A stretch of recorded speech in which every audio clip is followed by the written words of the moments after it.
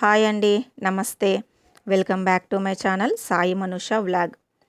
ఈరోజు వీడియోలో simple and ఈజీగా ఈవినింగ్ స్నాక్స్ని చూపించబోతున్నాను. కరకరలాడే ఉల్లి పకోడాను ఎలా తయారు చేయాలో చూసేద్దాం. సాయంత్రం పూట వేడివేడిగా కారం కారంగా ఏదో ఒకటి తినాలనిపిస్తుంది కదా. అలాంటప్పుడు క్విక్గా ఆనియన్ పకోడాని తయారు చేసుకొని వేడివేడిగా సర్వ్ చేసుకోండి. ఫస్ట్ దీనికోసం ఒక బౌల్ తీసుకొని అందులో మనం కట్ చేసి పెట్టుకున్న ఆనియన్స్ని యాడ్ చేసుకోండి. ఆనియన్ స్లైస్లను మరీ సన్నగా కాకుండా మరీ మందంగా కాకుండా మీడియం సైజుగా కట్ చేసుకోవాలి. ఇప్పుడు ఇందులోకి 1 టేబుల్ స్పూన్ పచ్చిమిర్చిని యాడ్ చేసుకోవాలి.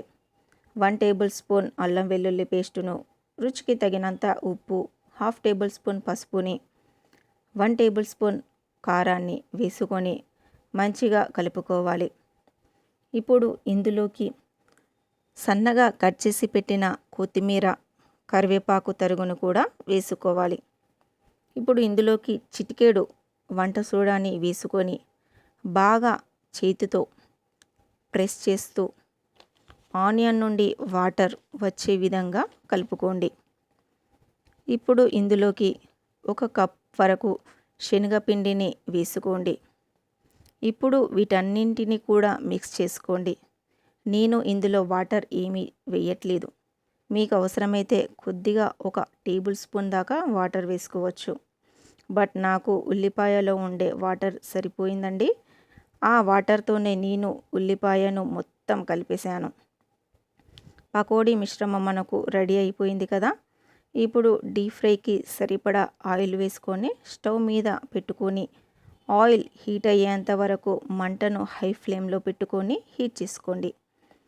ఆయిల్ ఈ విధంగా హీట్ అయిన తర్వాత మంటను మీడియం ఫ్లేమ్లోకి అడ్జస్ట్ చేసుకొని పకోడీని మొత్తం చేత్తో కొద్ది కొద్దిగా తీసుకొని ఈ విధంగా స్ప్రెడ్ చేసుకొని ఆయిల్లోకి వేసుకోండి. ఈ ఆయిల్లో ఎంతవరకు పడితే అంతవరకు వేసుకోండి. మీడియం ఫ్లేమ్లోనే దూరగా అటు ఇటు తిప్పుకుంటూ గోల్డెన్ కలర్ వచ్చే వరకు ఫ్రై చేసుకోండి. ఈ విధంగా గోల్డెన్ కలర్లో వచ్చిన తర్వాత వీటిని ఒక బౌల్లోకి ట్రాన్స్ఫర్ చేసుకోండి.